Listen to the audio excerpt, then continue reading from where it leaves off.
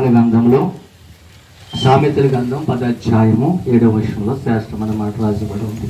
చేసిన వారు చదువుతారా? నేను చదువుకుంటూ చెప్పుకుంటే నీతిమంతుని జ్ఞాపకం చేసుకున్నట అసలు నీతిమంతుడు ఒక్కడను లేడు. రామ 3:11 అంటాడు. మరి నీతిమంతుడు అంటే ఎవరు? యాంట రాసిన మొదటి పత్రిక 1వ అధ్యాయం అంటాడు, ఆయన నమ్మదగిన దేవుడు, ఆయన పరిశుద్ధుడు కనుక ఆయన రక్తం చేత కడగబడిన ప్రతి ఒక్కరు నీతిమంతుడిగా తీర్చబడతారు. నీతిమంతుడా తీర్చబడిన ఒక కుటుంబం ఎలాగుంటుంది అంటే సామెతలు 11:10 చూడండి. ఆ మాట చెప్పి నేను ప్రార్థన చేస్తాను. నీతిమంతుడు వర్ధలుట పట్టణముకు సంతోషకరము, భక్తిహీనులు నశించినప్పుడు. హల్లెలూయా. చూడాలి, చాలా శ్రేష్టమైన మాట. మరి దానియేలు గారు మరి దేవుడి యొక్క సన్నిధిలో భయభక్తులు కలిగి, మీకు ఎలా తెలుసు అంటే 2020లో మాకు మీటింగ్ జరిగినప్పుడు ఆయన ప్రతి మీటింగ్కి వచ్చేవాడు. ఆ ఎదురు కూర్చొని దేవుడు యొక్క సన్నిధిలో కన్నీటితో ఆరాధించేవాడు. దేవుడు కన్నీటితో 2 చేతులు ఆకాశం అయిపోయే వ్యక్తి. ఆయన పేరు పెట్టుకున్నాడు కదా, చాలా మంది అనుకుంటుంటారు. రాత్రి ప్రార్థన కోసం చేస్తున్నప్పుడు ఇక్కడ జరుగుతున్నది మీకు ఇప్పుడు తెలుసు, ఇక్కడ ఎలా జరుగుతుందో రాత్రి నాకు తెలుసు. హల్లెలూయా. పిలవపడ్డవారు అనేకులు అయితే ఏర్పరచబడేవారు కొందరు. మరి కుటుంబము 2 కూతుర్లో కూడుకున్నాడు కదా. నీతిమంతులు వాళ్ళ కుటుంబం సంతోషించాలంట పట్టణం. హల్లెలూయా.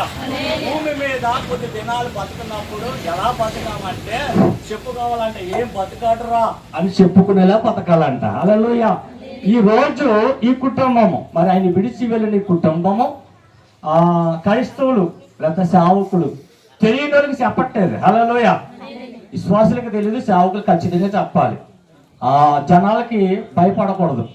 గలతీయులకు రాసిన పత్రిక 1:10 అంటాడు, మనుషులు మెప్పింపగోడుతూ నువ్వు ఎప్పటికీ క్రీస్తుకు దాసుడు కాలేవు.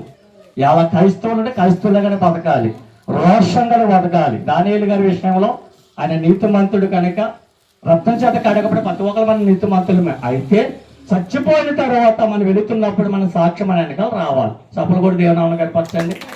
ఈరోజు మరి కొడుకు కూతుళ్ళు ఆయన లేనప్పటికీ, ఆయన విడిచి వెళ్ళినప్పటికీ ఆయన వెళ్ళిన మార్గంలో యథార్థత, పరిశుద్ధత, భయభక్తులు కలిగి దేవుని ఆరాధించే కుటుంబం దీవించబడతానంట.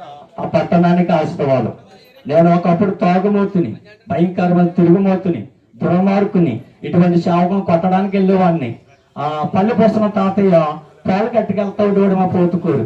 బొమ్మగారు ఆలు ఫస్ట్ లేకపోతే చింపుతుందంటే తాత ఎందుకురా చింపుతున్నాడంటే తాతను కొట్టడానికి వెళ్ళాను.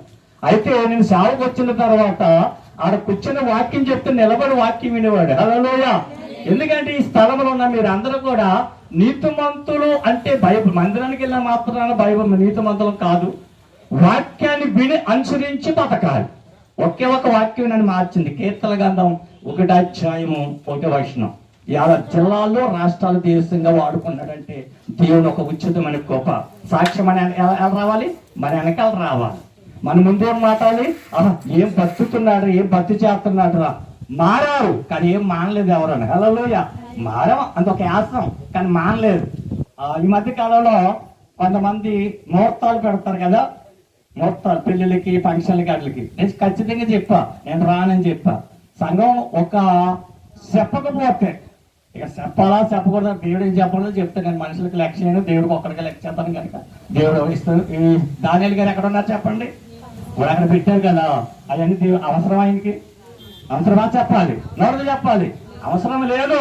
అని సజీవుడు, రాజులకు రాజు బిడ్డ ఆయన. హల్లెలూయా. కింగ్ ఆఫ్ కింగ్ మన దేవుడు. అని రాజు బిడ్డలకు ఎలా బతకాలి? రారాజుగా బతకాలి. ఆ అడ్డు పలికాట్లు క్యాండిల్ చెలిగించవచ్చు, తప్పలేదు. కానీ ఆ యేసుక్రీస్తు పేరుకు సాదృశ్యంగా ఉండాలి.